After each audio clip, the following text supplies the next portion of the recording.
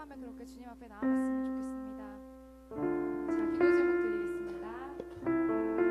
하나님, 이 시간 가운데 제가 주님 앞에 나아갑니다. 제가 주님 앞에 섭니다.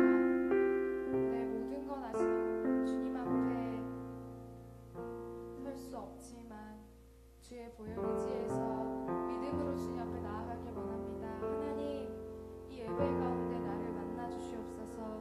내가 주님을 알길 원하고 주님 안에서 하나님의 형상을 회복해가며 예배 가운데 주님을 닮은 모습으로 새로워지길 소망합니다. 주님, 이 시간 가운데 나를 만나 주시옵소서. 내가 주님 앞에 나아가길 원합니다. 그렇게 우리 주님을 찾으시면서 같이 기도하며 나갑시다. 하나님 아버지 감사합니다. 이 예배 가운데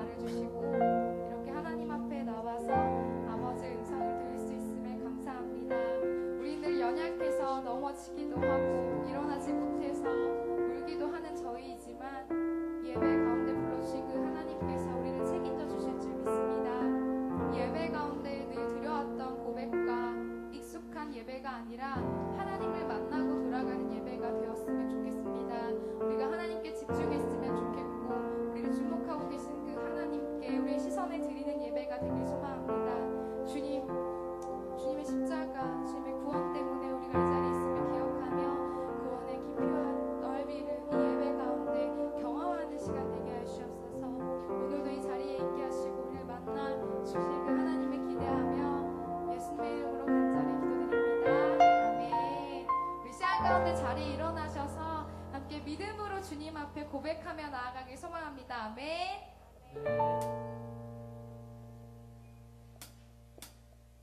주의 음성을 내가 들으니 사랑하는 말일세.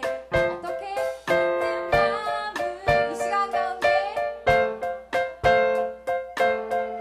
우리 한 번 더 고백했으면 좋겠어요. 주의 음성을 내가 들으니 사랑한다는 사랑한단 말일세. 믿는 마음으로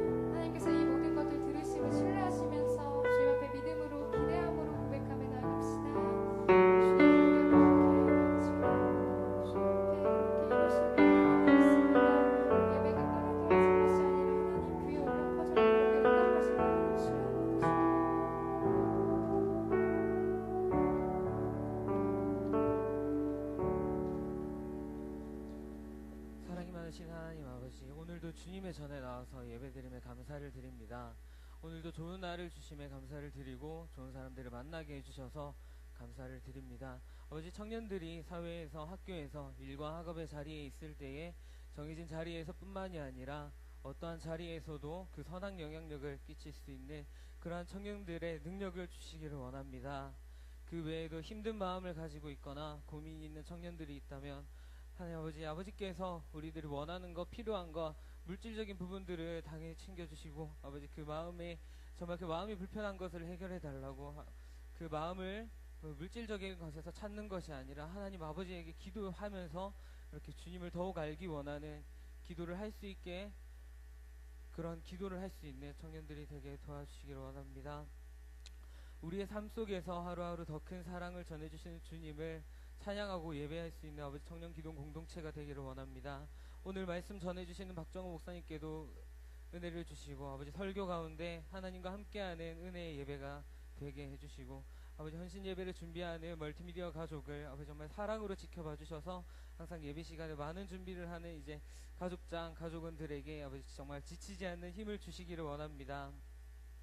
수련회를 준비하는 임원들에게 힘을 주셔서 아버지 장소 선정과 아버지 그 날짜 지정하는 것까지 준비하는 과정 모든 부분에서 주님께서 함께하여 주시고, 아버지 찬양으로 예배를 준비하는 마하나임과 그 외에도 항상 우리 청년부를 위해서 많은 준비와 활동을 하는 액티비티 팀들이 더욱 활성화될 수 있도록 주님께서 지켜주시기를 원합니다. 지금 이곳에서 같이 예배는 드리지 못하지만 아버지 군지체 청년들과 아버지 그리고 디아스포라에게 건강을 주셔서 타지 생활을 할 때에 힘듦이 없도록 도와주시고 이끌어 주시기를 원합니다. 항상 예배 자리에 함께하여 주시기를 원하고 이 모든 말씀 우리 주 예수 그리스도의 이름으로 기도드립니다. 아멘.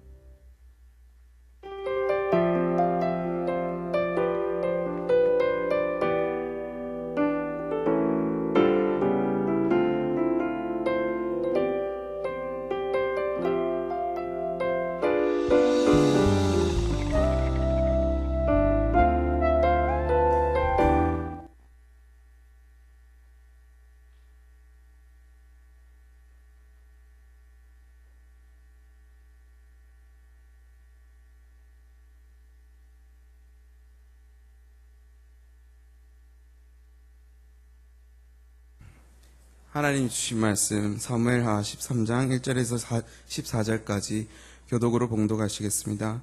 그 후에 이 일이 있으니라. 다윗의 아들 압살롬에게 아름다운 누이가 있으니 이름은 다말이라. 다윗의 다른 아들 암논이 그를 사랑하나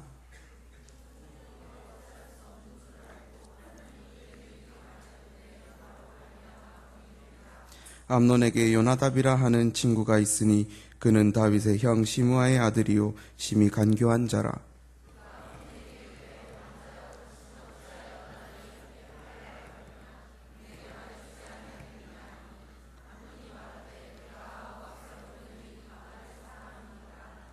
요나답이 그에게 이르되 침상에 누워 병든 채 하다가 내 아버지가 너를 보러 오거든 너는 그에게 말하기를 원하건대 내 누이 다말이 와서 내게 떡을 먹이되 내가 보는 데에서 떡을 차려 그의 손으로 먹여주게 하옵소서 하라 하니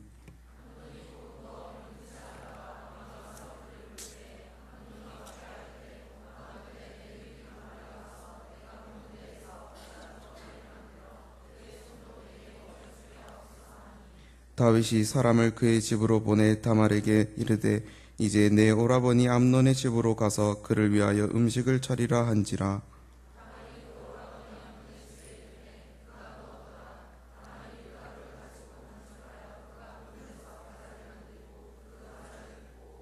그 냄비를 가져다가 그 앞에 쏟아 놓아도 암논이 먹기를 거절하고 암논이 이르되 모든 사람을 내게서 나가라 하라 하니 다 그를 떠나 나가니라.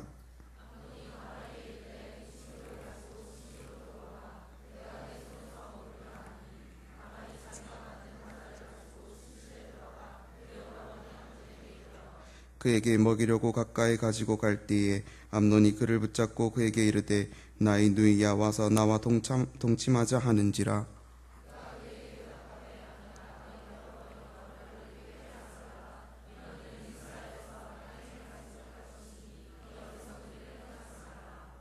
내가 이 수치를 지니고 어디로 가겠느냐? 너도 이스라엘에서 어리석은 자 중 하나가 되리라.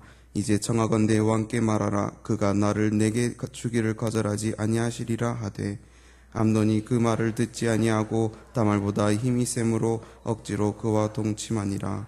아멘.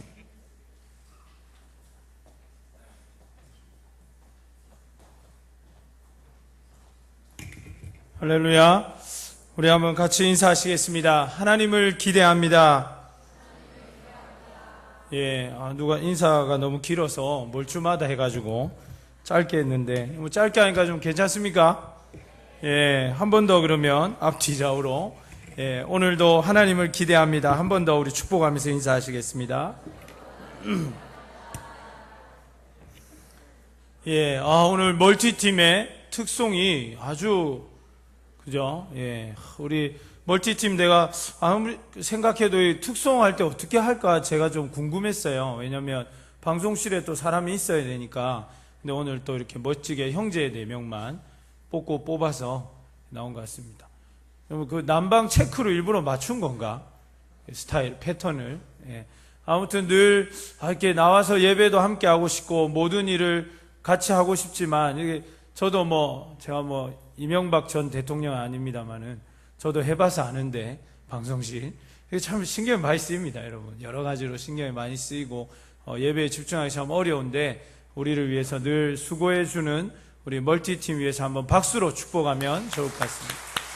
예, 감사합니다. 늘 수고가 많고 또 수고에 또 비해서 아주 또 잘 섬겨주어서 결과가 있도록 또 그것도 참 감사합니다. 오늘 이제 말씀 나눌 것인데 여러분 이제 절기 때문에 우리가 같이 말씀을 많이 못 나누다가 이제 하나님께 합한 청년 7번째. 여러분 가물가물하죠. 벌써 7번째인가 이런 생각이 드는 사람도 있을 텐데 오늘 이제 7번째 생명을 빼앗는 죄. 우리의 삶에서 많은 죄들이 있지만 죄는 다 똑같이 나쁘죠. 경중이 없겠지만 그러나 우리의 생명을 빼앗는 죄가 과연 어떤 죄인가를 좀 돌아보면서 오늘 하나님께서 우리에게 주시는 음성에 귀를 기울이면 좋을 것 같습니다. 우리 5번이었죠.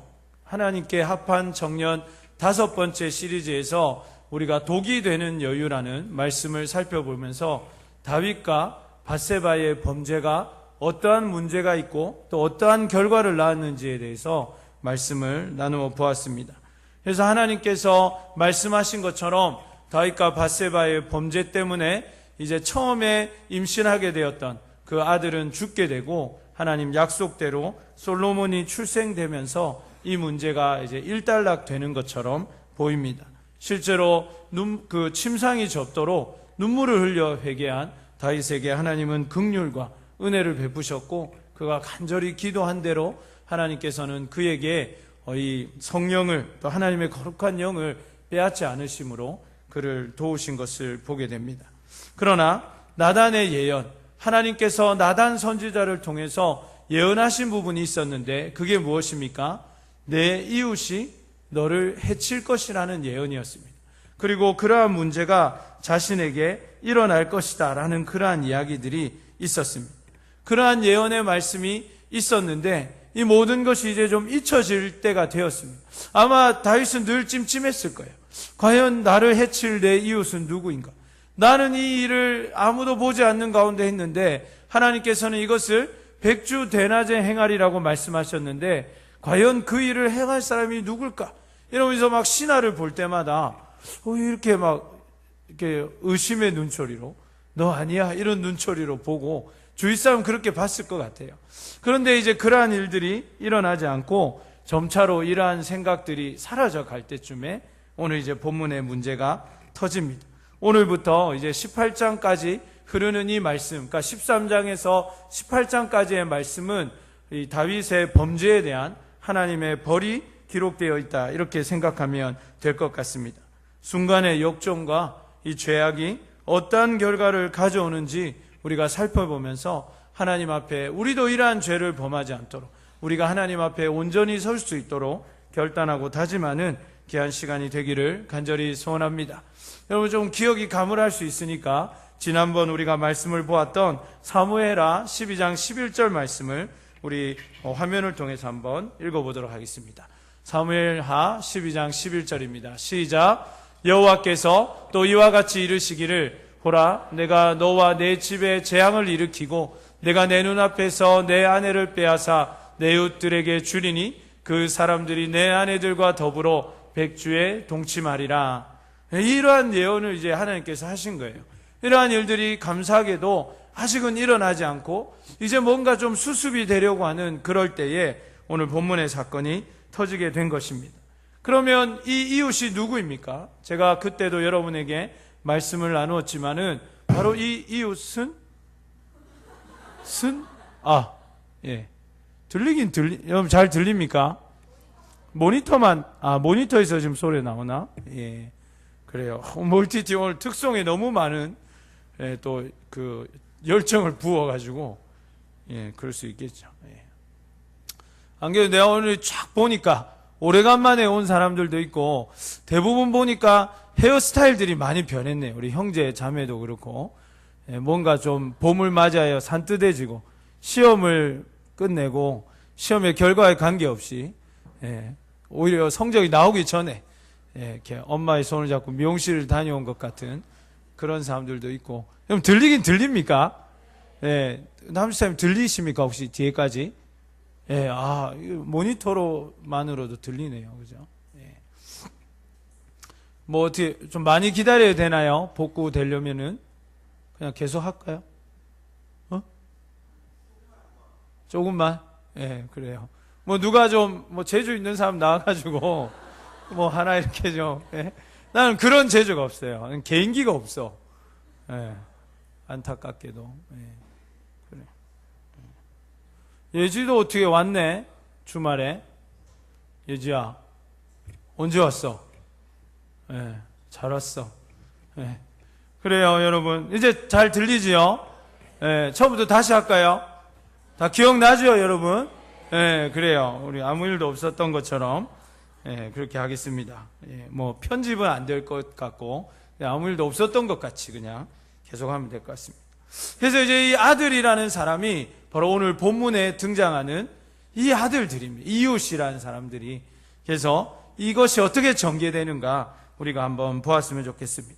처음에 아마 다윗이 이 일을 딱 보고받았을 때에 본문의 말씀을 읽지는 않았지만 시간 관계상 후반부에 보면은 다윗이 붕괴했다고 나와요. 얼마나 열이 받겠습니까? 이 이야기를 들었을 때. 그런데 다윗이 이 이야기를 처음 들었을 때에 아마 이게 그냥 우리 집안에 이런 일이 일어나다니, 아니면 이게 뭔 일인가, 그 정도로, 집안일 정도로 생각을 했겠지만 하나님께서는 철저하게 다윗의 범죄에 대한 벌을 지금 내리고 계시는 것입니다. 오늘 본문의 이야기는 다윗과 밧세바 사이에 어떤 범죄로 일어난 일인 만큼 굉장히 유사점이 많습니다.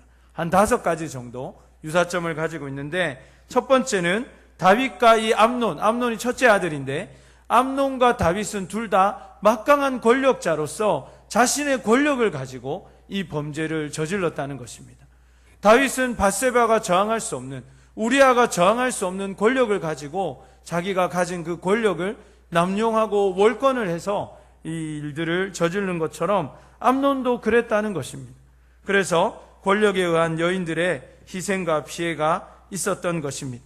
이 암논이라는 사람은 다윗의 첫 번째 아들인데 아주 잘생기고 또 명망이 높아가지고 누가 뭐라 해도 앞으로 다윗을 이어서 이스라엘의 왕이 될 차세대 주자였습니다. 우리로 말하면 뭐 세자 책봉된 사람 같이 그냥 뭐 임명만 안 됐다 뿐이지, 누가 봐도 첫째니까, 장자니까 암논이 이렇게 그 왕이 되는 것은 뭐 기정사실과 같은 것이죠. 그래서 막강한 권력을 그도 가지고 있었을 것이라고 생각이 됩니다. 두 번째는 둘 다 여인의 아름다움 때문에, 외적인 부분 때문에 결혼 밖의 성애기를 했다는 것이 유사한 것입니다. 정확히 말하면 두 남자 다 이 두 사람의, 두 여인의 외모에만 빠져가지고 그렇게 결혼 밖의 잠자리로 하나님 앞에 큰 죄를 짓는 것입니다. 세 번째는 다윗과 암논 모두 자기 집에서 이 범죄를 지었다는 것이고, 네 번째는 두 여인 다 이 두 남자의 일방적인 그 폭거 때문에 결국은 큰 슬픔을 당하는 것이 또 유사하다고 말할 수 있겠습니다. 다섯 번째, 아주 가슴 아프고 비극적이게도 이 두 가지 사건이 모두 다윗의 아들들이 생명을 잃는 것으로 종결되게 됩니다. 그러므로 오늘 본문의 사건은 단순히 끔찍한 가정사의 이야기가 아니라 다윗의 범죄에 대한 하나님의 분명한 심판이고, 오늘 이 말씀을 통해서 우리에게는 하나님 무엇이라 말씀하고 있는지 말씀을 들으면서 하나님의 뜻을 알고 우리의 삶에는 이와 같은 일이 일어나지 않도록 준비할 수 있는 지혜로운 우리가 되기를 간절히 소원합니다. 이야기의 내용이 이렇습니다. 여러분 다 읽었겠지만은 암논이 다말이라는 그 다윗의 이복 누이, 그러니까 배 다른, 엄마가 다른, 아빠는 다윗으로 똑같은데 엄마가 다른 이 다말이라는 여인을 사모하게 됩니다. 이 다말은 압살롬의 여동생인데, 압살롬은 아주 잘생긴, 누가 딱 봐도 그냥 지금 뭐 그 어떤 연예인에게도 비교할 수 없는, 뭐 누구죠? 별에서 온 사람. 예. 우리 지난주에는 별에서 온 치킨을 우리가 봤는데, 예, 그 별에서 온 남자보다 훨씬 더 잘생긴, 그래서 누구나 보면, 기록에 보면, 한눈에 보면 반할 정도로 아주 잘생긴 사람이 바로 압살롬인데, 그의 여동생이니까 특별한 경우를 제외하고는 둘 다 아주 이뻤겠죠.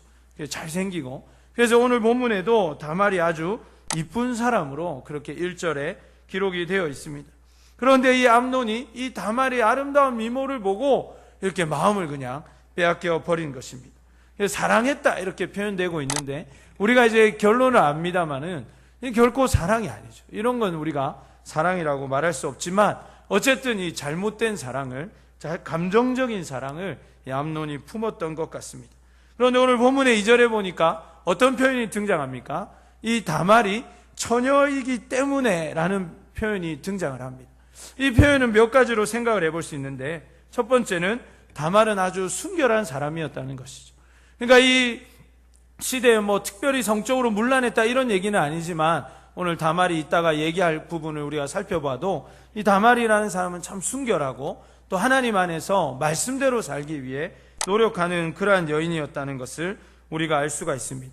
또한 이 당시 왕궁의 처녀들은 경호원이 특별히 이렇게 보호를 했다고 합니다. 그러니까 아무래도 암논이 이렇게 접근하기가 쉽지 않았겠죠.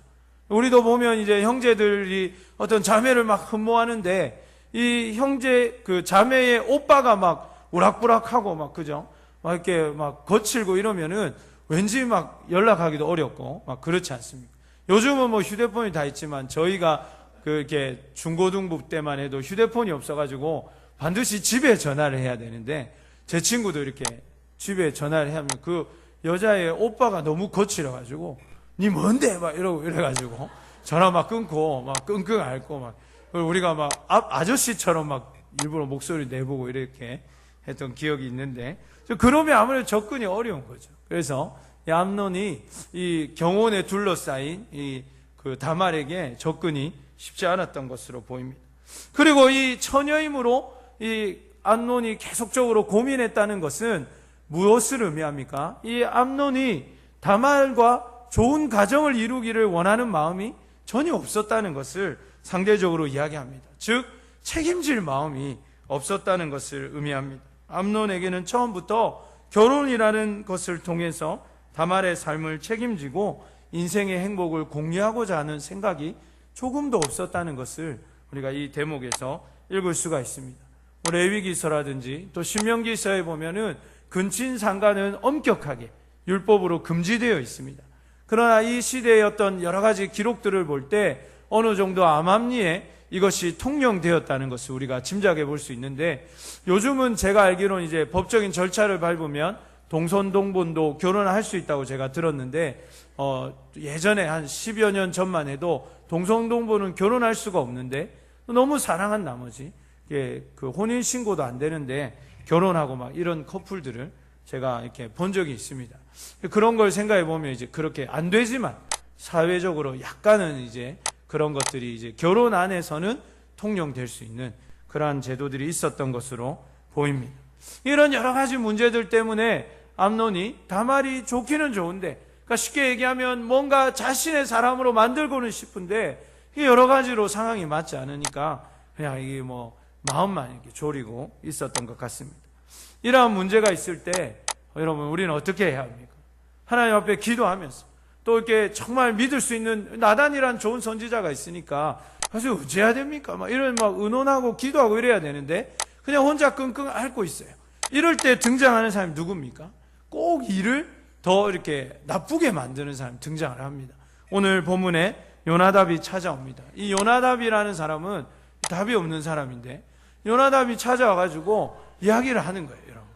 그래가지고 어떻게 얘기합니까? 이 요나답은 그러니까 다윗의 형님의 아들, 즉 이 암논으로 따지면 큰아버지의 아들이니까 사촌지간입니다. 그죠? 사촌형이 찾아온 거예요. 와가지고 자기는 뭐 이렇게 왕족은 아니니까 와가지고 어떻게 된 거냐 요나답이 물어보는 거죠. 그러니까 이제 암논이 여차여차하다고 얘기하니까 그러면 내가 좋은 게 있다고 이렇게 얘기를 하는 것입니다. 근데 이 사람은 오늘 본문에 기록해 보니까 성령에 충만하고 막 하나님의 말씀에 지혜가 있고 이런 사람이 아니고 3절의 말씀에 보면 간교하기가 심히 간교한 사람이라고 그렇게 표현이 되어 있습니다. 이게 1절과 3절이 대꾸를 이루고 있는데 히브리 원어를 보면 그 다말은 심히 아리따운 여인이고 그의 간교함은 또 심히 또 뛰어나다 이런 어떤 대꾸를 이루고 있는 그런 표현을 볼 수가 있는데 그만큼 아무튼 누가 봐도 이 사람 머리가 비상한 사람이에요. 그래서 머리가 아주 좋은 사람, 하나님 없이 머리가 좋은 사람은 다 그 달란트를 잘 살려서 대부분 사기를 치고 남들을 속이는 것을 보게 되는데 요나답도 그렇게 했습니다. 그래서 이제 보니까 뭐가 문제냐 하니까 4절에서 암논이 뭐라고 고백을 합니까? 다말을 사랑한다라고 고백을 하죠. 그러나 여러분 앞서 말씀드린 것처럼 이건 진짜 사랑이 아닙니다. 여러분 진짜 사랑과 가짜 사랑 어떻게 구별하나요? 여러분 이 뭐 물고기 암수도 그렇고 거북이도 그렇고 뭔가를 이렇게 구별할 때 우리가 분별할 때 가장 좋은 방법은 뭡니까? 시간이 지나 보면 알 수가 있습니다. 성경에 보면 쭉정과 가라지, 그러니까 알곡과 이 가라지도 그렇게 구별할 수 있다고 하는데 시간이 지나면 결국 아는 거예요. 여러분 진짜 사랑과 가짜 사랑, 감정에 휘둘리는 사랑과 하나님이 우리의 마음속에 주신 사랑은 시간이 지나야만 알 수 있습니다.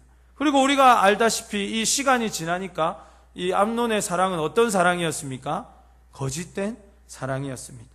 여러분들도 사랑하는 마음이 찾아올 때에 여러분, 정말 기다렸는데 이제야 나에게 찾아왔구나 이러면서 미용실 이번에 잘 갔다 왔다고 이렇게 생각하지 말고 여러분 어떻게 해야 됩니까? 시간을 보내봐야 합니다. 그 사람이 진짜 내가 좋아하는 사람인지, 내가 정말 그 사람을 사랑하는 것이 맞는지를 여러분 가만히, 그 마음을 가만히 두면서 오랜 시간을 지나봐야 합니다. 그래서 처음에 그 사람 마음에 들고 어느 순간부터 그 사람이 막 남자로 보이고 여자로 보이고 맨날 막 사람이 이렇게 시원찮아 보였는데 왠지 막 멋있어 보이고 기도 소리도 몰랐는데 우렁차게 들리고 막 이런 마음이 들어도 그 시간을 그냥 가만히 보내봐야 돼요. 아무에게도 말하지 말고 혼자 조용히 기도하면서. 언제까지? 그런 거 잘 모르겠습니다만 제가 생각할 때 여러분이 한 6개월 정도는 혼자 기도해 보는 것이 좋지 않는가 그런 생각이 듭니다. 저도 제 아내를 처음 만났을 때 이제 시간이 지나면서 그렇게 저는 한 2, 3년 정도 기도했던 것 같아요. 마음속으로만 기도하고 지켜보고 이렇게 했습니다. 사실은 아내가 저를 안 좋아할 것 같아가지고 그러니까 이제 시간을 너구나 그래. 그래서 기도를 많이 했는데 기다림이 참 중요한 것 같아요, 여러분. 그래서 기다려 보십시오, 여러분. 정말 그 마음이 그 마음인지. 특히 막 우리가 수련회 이런 거 갔다 오면 갑자기 이제 막 커플들이 막 생기고 이렇게 하는데 조심해야 돼요. 여름 수련회 때 그런 마음이 들면 겨울 수련회가 지날 때까지 기다려 봐야 되는 거예요, 여러분. 자, 그래서 제가 이렇게 여러 케이스들을 보고 저도 이제 한 12년 차 이제 결혼 생활을 해보니까 1년은 짧은 것 같아요. 사람을 지켜보는 것이.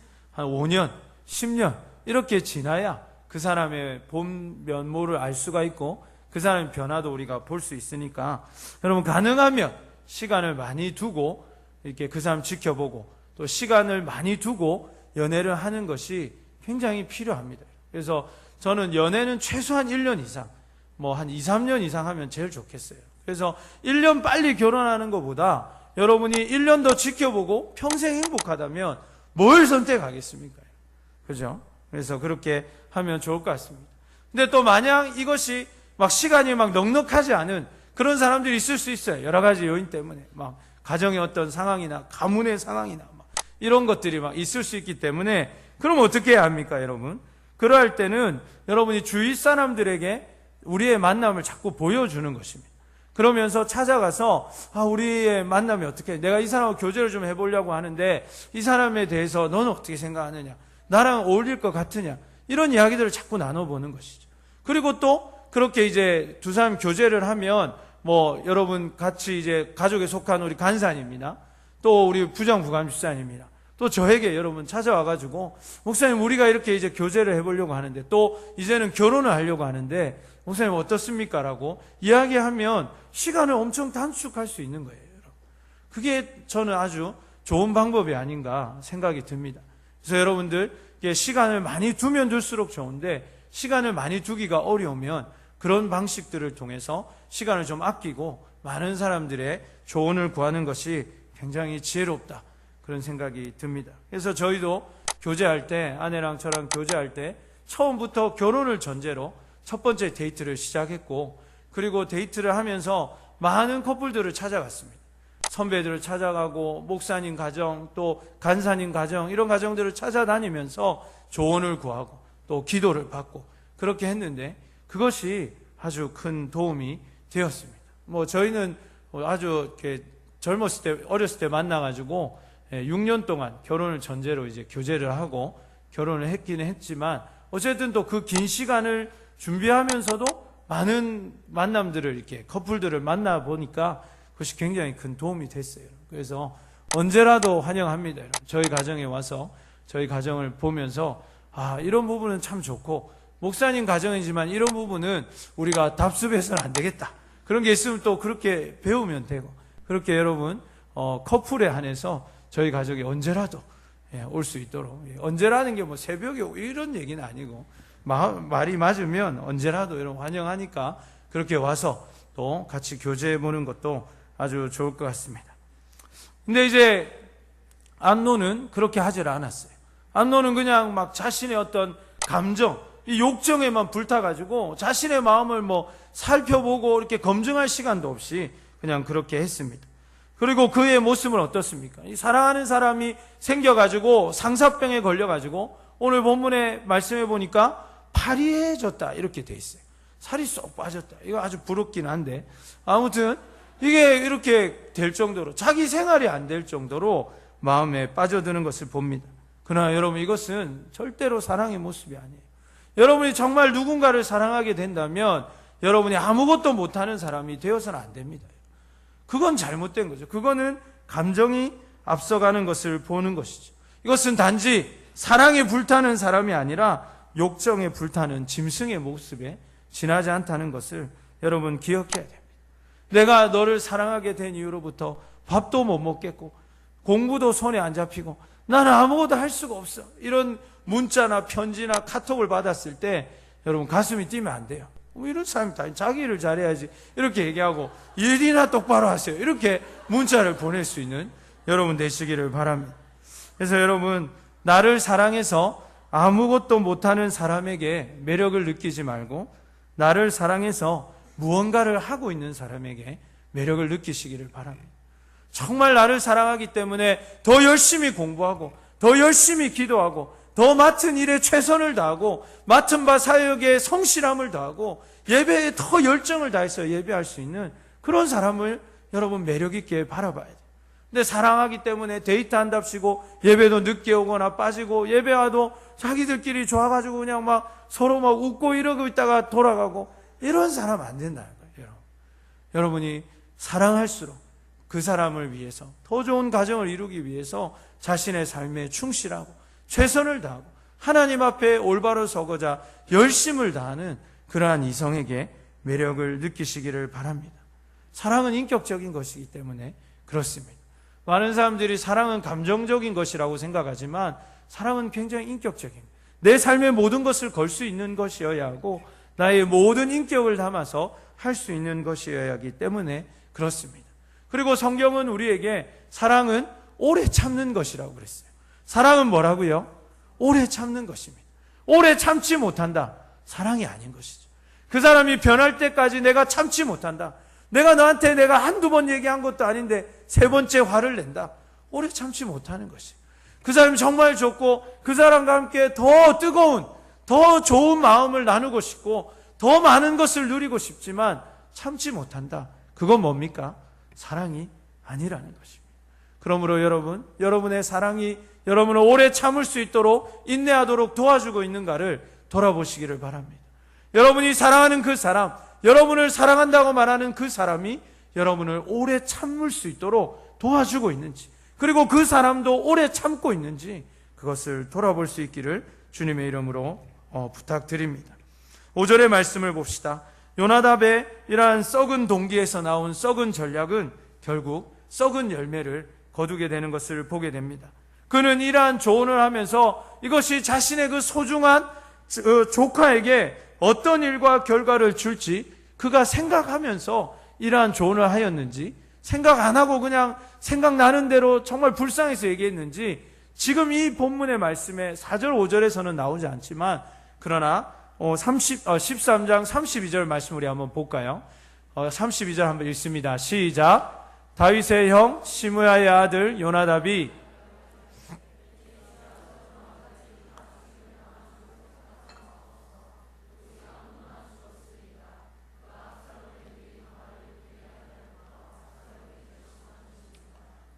이게 뭐죠, 여러분? 이게 이제 모든 그 다윗이 보고를 받아요. 양털을 깎는 그 축제와 잔치를 벌이면서 결국 이제 압살롬이 이 암논을 드디어 오래 기다렸다가 이제 죽이게 되는데 그 소식을 들은 다윗이 막 이게 어떻게 된 건가 막 정신을 못 차릴 때 요나답이 다윗에게 나와서 하는 말입니다. 이 사람의 말이 뭐죠? 분명히 암논만 죽었을 것이다.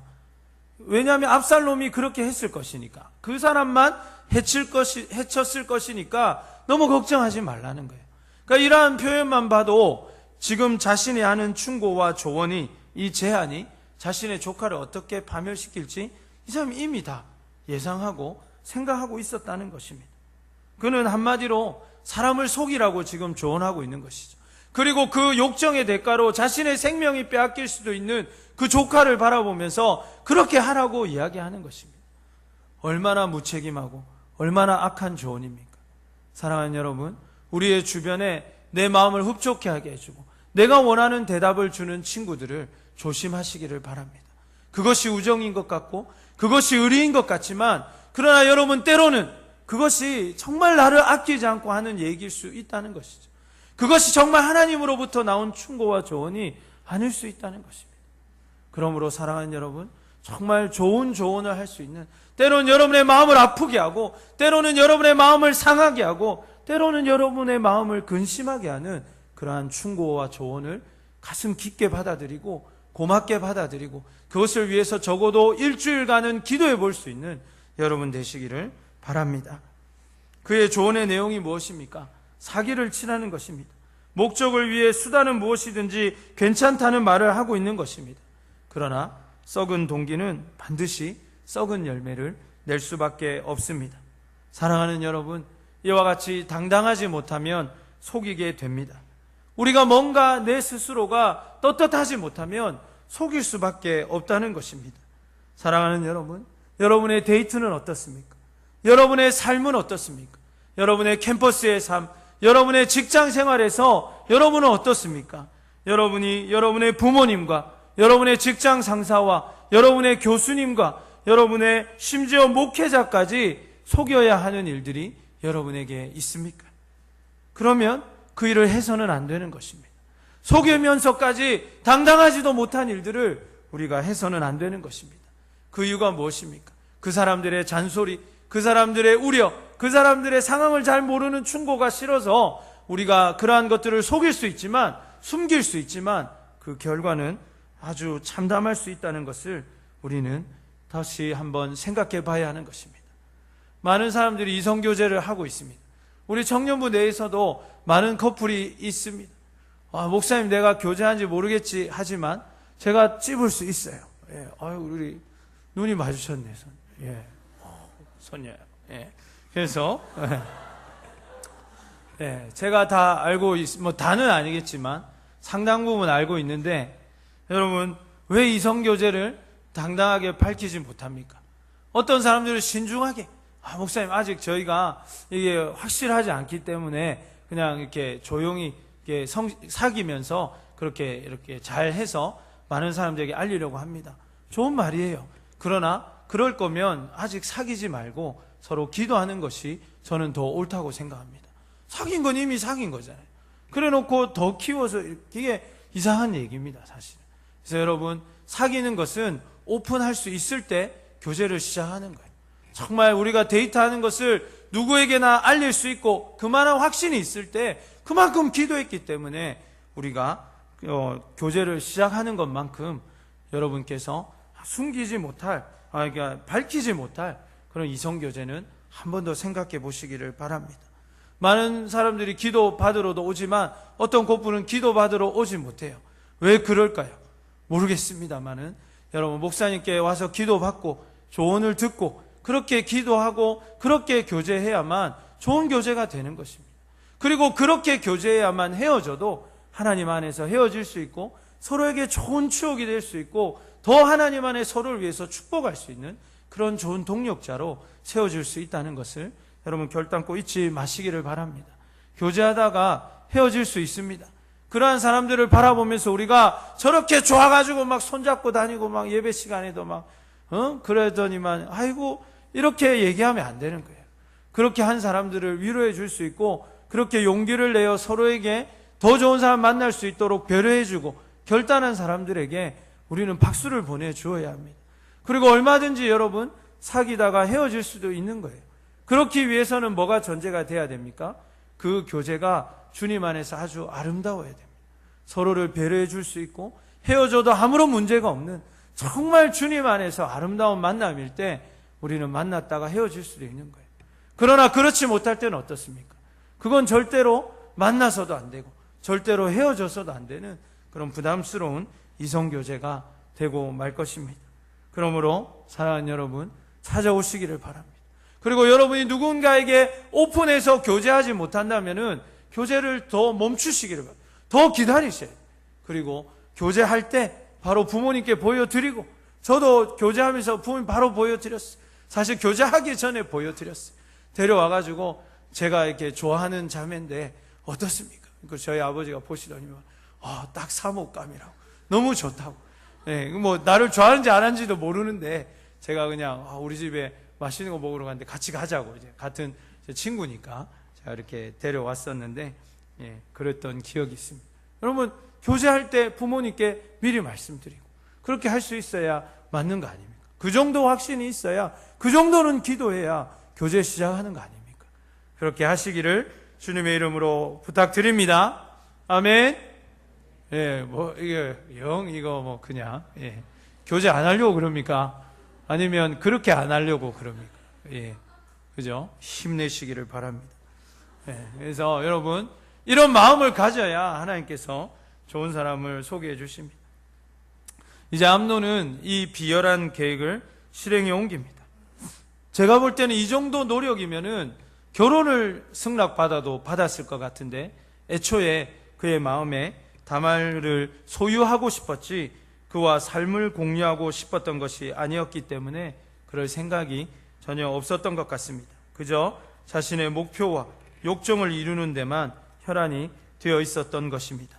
아무것도 모르는 다말은 빵을 구울 때도, 그리고 모두가 물러가고 혼자만 침실에 들어가서 빵을 줄 때에도 전혀 의심하지 않았고 아픈 이복 옥발을 위해서 정성을 다하는 모습만을 보여줍니다. 여기서 이 빵이라는 단어는 이 구약 성경에서 오늘 본문에만 쓰이고 있는 단어인데, 이 단어가 레이브, 즉 이 심장, 하트, 그죠? 심장이라는 말에서 어원이 나왔어요. 그러니까 우리가 추정하건대 학자들이 빵의 모양이 약간 이 하트 같이 생긴 그런 빵이었을 것이다라고 추정을 합니다. 이중적인 의미죠. 하트 빵을 구워와라, 이 말이 뭡니까? 하트를 구워와라, 이 말이잖아요. 원어를 보면. 그러니까 너의 마음을 구워와라, 이런 이중적인 의미가 여기에 담겨 있는 것입니다. 이복 누이에게 욕정만을 품고 있는 암논과는 완전히 대조되는 다말의 아주 순결하고 순전한 모습이 나와 있습니다.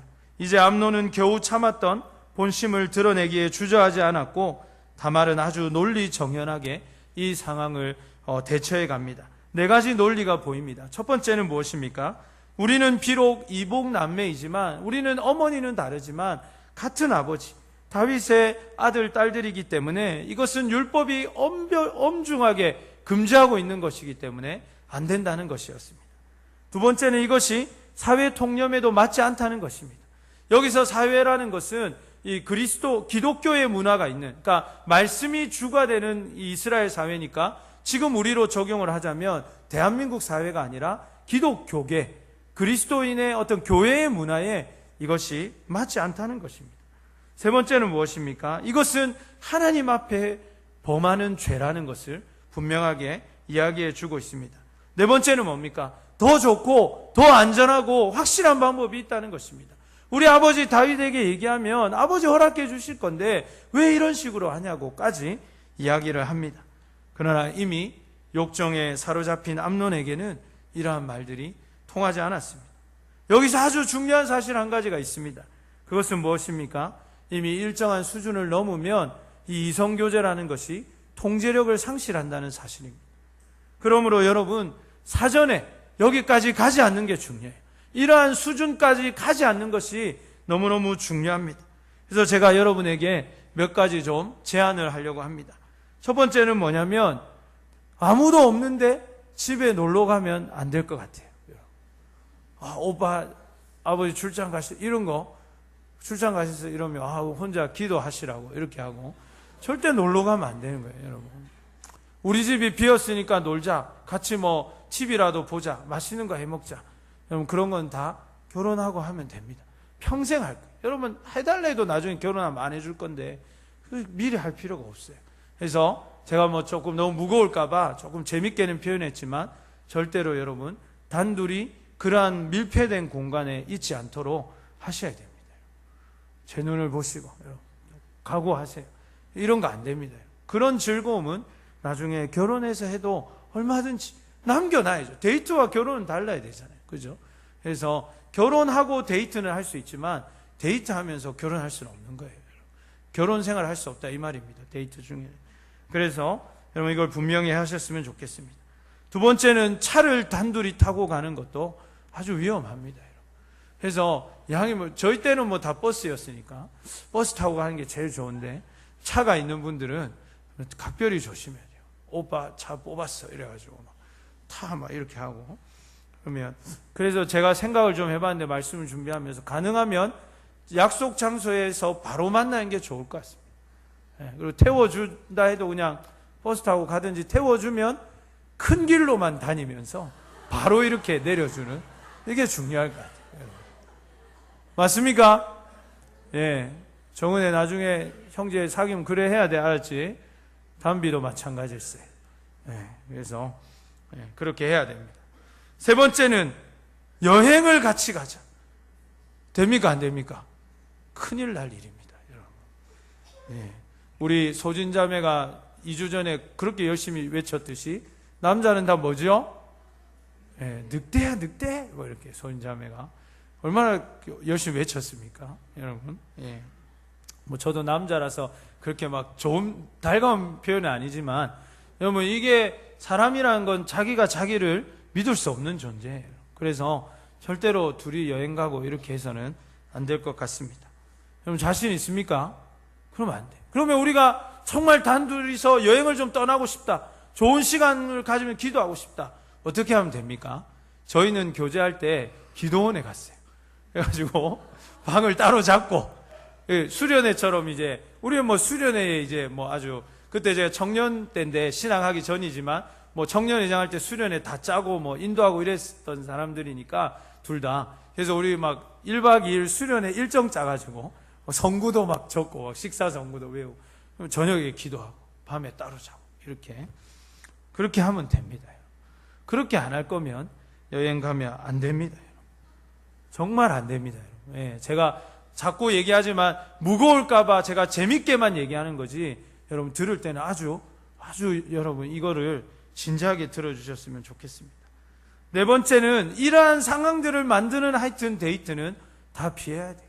자꾸 막 어두운 곳으로만 가려고 한다든지 막 자꾸 막 이렇게 둘만의 공간에만 가려고 한다 이런 거는 굉장히 위험합니다.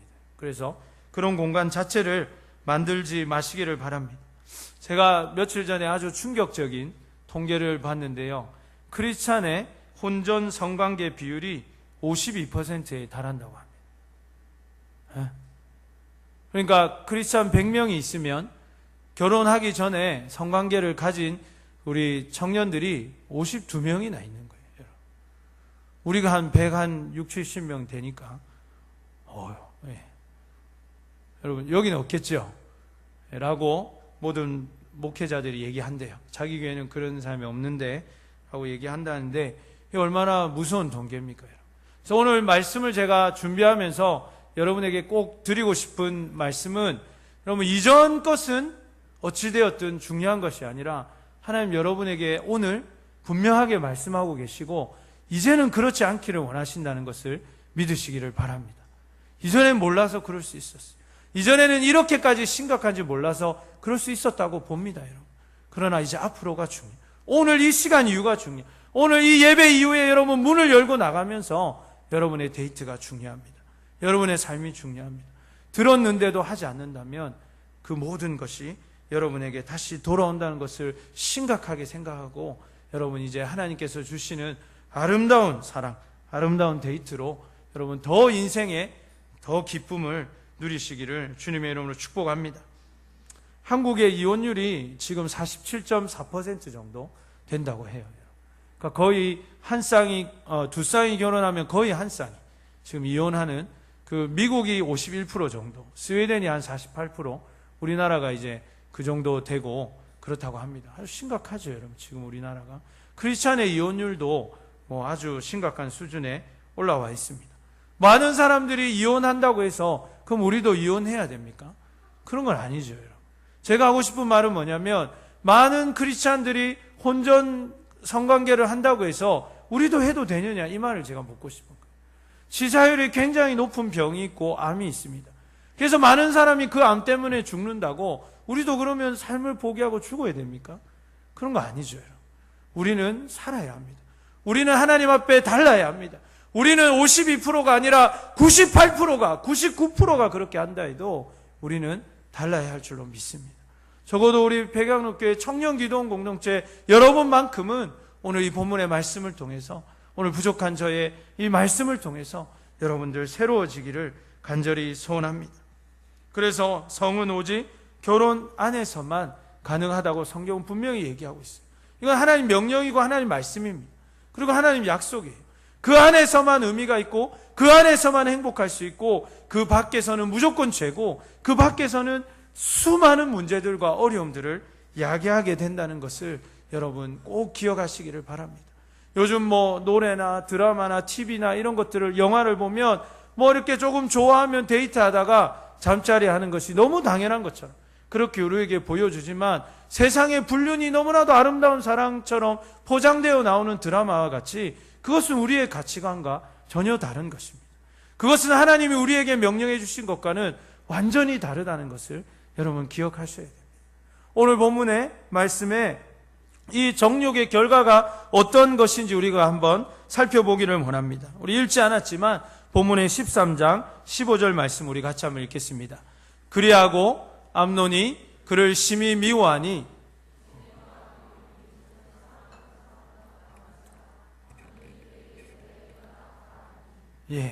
본문의 말씀에 보니까 암논이 어떻게 됐습니까? 이렇게 관계를 하고 나서는 심히 다말이 미워졌어요. 그 사람 때문에 며칠을 시금전폐하고 그 사람에게 완전히 생각을 다 빼앗겨서 살았던 암논이 이제 그 일을 마치고 난 후에 뭐라고 되어 있습니까? 심히 미워졌다고 되어 있어요. 그리고 어떻게 합니까? 다말이 이제 이러면 안 된다, 이렇게 하면 우리가 결혼을 하든지 어떻게 돼야 된다고 또 얘기를 하니까 이 여인을 당장 끌어내라고 하면서 그 궁전에 있는 경비들을 불러가지고 다말을 끌고 나가게 합니다.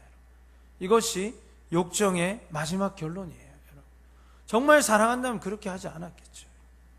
어떤 사람이 이렇게 얘기합니다. 우리는 어차피 결혼할 사이니까 우리는 그렇게 해도 괜찮다고 얘기합니다. 여러분, 결혼할 사이면 결혼해서 하면 되잖아요. 결혼할 사이가 아니면 결혼할 게 아니기 때문에 하면 안 되는 거예요. 여러분, 왜 기다리지 못합니까? 왜 인내하지 못합니까? 정말 이 사람이 내 사람이고 정말 이 사람이 하나님께서 나에게 짝지어 주신 나의 배우자라는 확신이 있다면 그 사람 더 소중하게 여겨줘야 맞는 것 아닙니까? 진짜 사랑이 무엇입니까? 진짜 사랑은 나를 위해서 상대방을 희생시키는 게 아니에요. 상대방을 위해서 나를 희생시키는 것, 그것이 진짜 사랑 아닙니까? 여러분이 정말 그 사람이 좋다면 내가 좋은 옷을 입는 것보다 그 사람이 좋은 옷을 입을 때 더 행복한 것입니다. 정말 내가 그 사람을 사랑한다면 내가 아프더라도 그 사람이 아프지 않으면 그것 때문에 행복한 것이 진짜 사랑입니다. 그렇다면 여러분의 가장 사랑하는 그 사람, 나와 함께 평생을 살아갈 그 사람을 위해서 가장 소중하고 하나님께서 가장 귀하게 마지막에 결혼했을 때만 사용할 수 있도록 주신 이 귀한 선물을 여러분 끝까지 뜯어보지 않고 지켜주는 것, 이것이 진짜 사랑이라는 것이죠. 지금까지 여러분 몰라서 그럴 수 있습니다. 또 사람은 약하기 때문에 여러분 그랬을 수도 있습니다. 내가 그런 것을 여러분에게 지금 나무라려고 오늘 이 말씀을 얘기하는 게 아니에요. 제가 얘기하고 싶은 것은 앞으로입니다. 오늘 이 시간 이후에요. 여러분의 소중한 것을 끝까지 지켜가시기를 간절히 바랍니다. 그리고 여러분의 사랑하는 사람의 그 소중한 것, 하나님께서 우리에게 결혼을 위해서 남겨두신 그 소중한 선물, 그 결혼의 선물을 여러분 소중하게 지켜가셔서 여러분이 그때에 하나님 안에서 귀하게 누리실 수 있기를 간절히 바랍니다. 그렇게 하지 않았을 때 파생되는 여러 가지 부가적인 문제들은 여러분들 제가 말하지 않아도 잘 알 것이라고 생각합니다. 죄책감, 서로에 대한 미움, 갈등, 그리고 죄의 문제에 빠지는, 모든 죄들은 육체 밖에 있지만 이 죄는 육체 안에 있는 죄이기 때문에 계속적으로 이것이 하나님과 나 사이의 문제를 일으킵니다. 그리고 이러한 성에 중독이 될 수 있는 그런 또 길이 여기서부터 시작이 되는 거예요. 그것뿐만 아니라 그것 때문에 잘못되어서 낙태를 하게 된다든지 또 축복받지 못하는 결혼을 한다든지 얼마든지 많은 문제들이 파생이 되는 것입니다. 그러므로 여러분 끝까지 주님 안에서 잘 견디시고 인내하시고 서로를 위해서 배려하시기를 바랍니다. 이것이 참 무서운 것입니다. 욕망이 앞서면 봐야 할 것이 안 보이고 보지 말아야 할 것이 눈에 보이는 것입니다. 사랑한다면 기다리시기를 바랍니다. 정말 사랑한다면 인내하시고 더 아껴주시고 더 소중히 기다려야 합니다. 그렇지 않으면 결국 모든 것을 잃어버리게 될 것입니다. 그러므로 여러분 더 아름답게 마지막까지 공유할 수 있도록 그렇게 기다릴 수 있기를 바랍니다.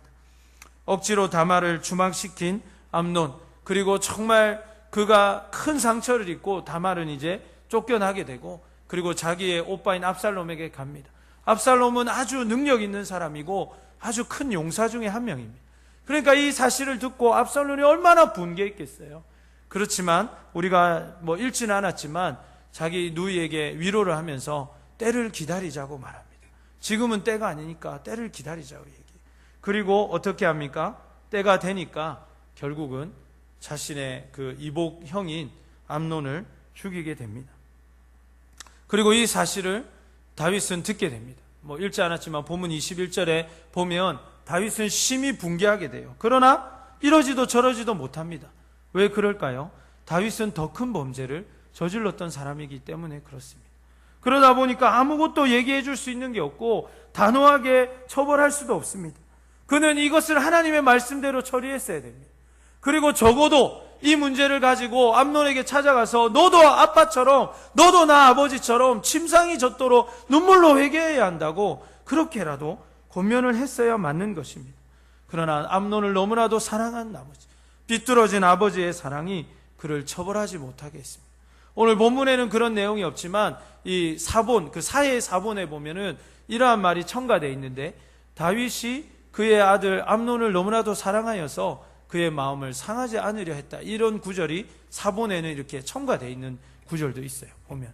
그러니까 그가 너무나도 사랑한 나머지, 사랑하기 때문에 혼내고 사랑하기 때문에 단호하게 했어야 되는데 그렇게 하지 않습니다. 그리고 어떻게 됐습니까? 결국 그 사랑하는 아들 암논을 잃어버리게 된 것입니다. 이것이 오늘 생명을 빼앗는 죄의 본연의 모습입니다. 우리는 그저 쾌락을 위해서, 그리고 정말 그렇게 하면 행복할 줄 알고, 그렇게 하면 우리가 더 사랑하게 되는 줄 알고, 그렇게 우리가 육신의 관계들을 맺게 되지만 그 결과가 어떻습니까? 너무나도 처참하고 너무나도 비참하고 결국은 생명을 빼앗는 것이 되고 마는 것입니다. 결론적으로 말씀드리면 오늘 이야기의 결론이 이겁니다. 한 사람은 실제로 죽고 한 여인은 사실상 죽고 두 남자는 사느나 죽은 사람이 된 것입니다. 무슨 얘기죠? 한 사람, 암논은 실제로 죽었습니다. 이제 죽게 됩니다. 그리고 다말은 사실상 죽은 사람이 되는 거예요. 그 아름답고 이쁜 여인이 자신의 일생을 늘 그 수치와 부끄러움으로 그 말할 수 없는 상처로 살다가 죽었다는 것이죠. 두 번째는 무엇입니까? 이 압살롬과 다윗은 살아있으나 죽은 사람이 됩니다. 그리고 이 문제 때문에 다윗과 압살롬의 관계에 간격이 벌어져요. 서로 이렇게 한 몇 년 동안, 2년 동안인가 서로 얘기하지도 하지 않고, 이제 나중에 우리가 다음 시리즈에서 또 말씀을 나누겠지만 이렇게 마음이 틀어지게 되고 결국은 압살롬이 아버지를 배반하게 되고 결국 압살롬이 죽게 되는 그런 비격적인 결말을 맞게 됩니다. 이 모든 것이 무엇 때문에 시작되었습니까? 다윗이 밧세바를 범하는 욕정 때문에, 그리고 암논이 이 다말을 범하는 욕정 때문에 다 일어난 것입니다. 여러분, 이 성의 문제는 우리가 정말 심각하게 여겨야 됩니다. 그냥 한 번의 즐거움으로 끝나고 그렇게 될 수 있는 문제가 아니라는 것을 여러분 심각하게 받아들이셔야 합니다. 말씀을 마무리하려고 합니다. 여러분 결단하시기를 바랍니다. 이제 우리 다음 주에는 혼전 순결 서약식을 우리가 하게 될 것인데, 여러분 그냥 1년에 한 번 하는 행사로 준비하지 않았으면 좋겠어요. 여러분이 정말 이 일들을 준비하면서 기도하면서 준비하시기를 바라고, 정말 여러분 함께 참여, 이번에 이제 이미 했던 사람들도 다시 한번 주님 안에 우리의 마음을 새롭게 해서 결단하는 시간이 되었으면 좋겠습니다. 그리고 이러한 문제 때문에 고민하고 이러한 문제 때문에 마음이 무거운 우리 청년들은 목사님 꼭 찾아오기를 바랍니다.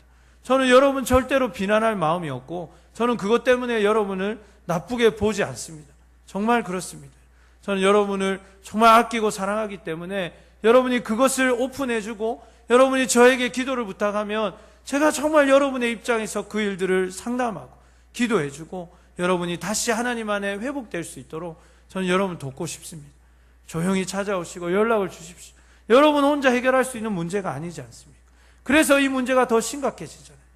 목사님 꼭 찾아와서 목사님 정말 비밀로 이 일들을 이렇게 여러분 도울 테니까 꼭 찾아와서 여러분 이 일들을 잘 해결하고 주님 안에서 다시 한번 회복되는 여러분 되시기를 바랍니다. 오늘은 어버이 주일입니다.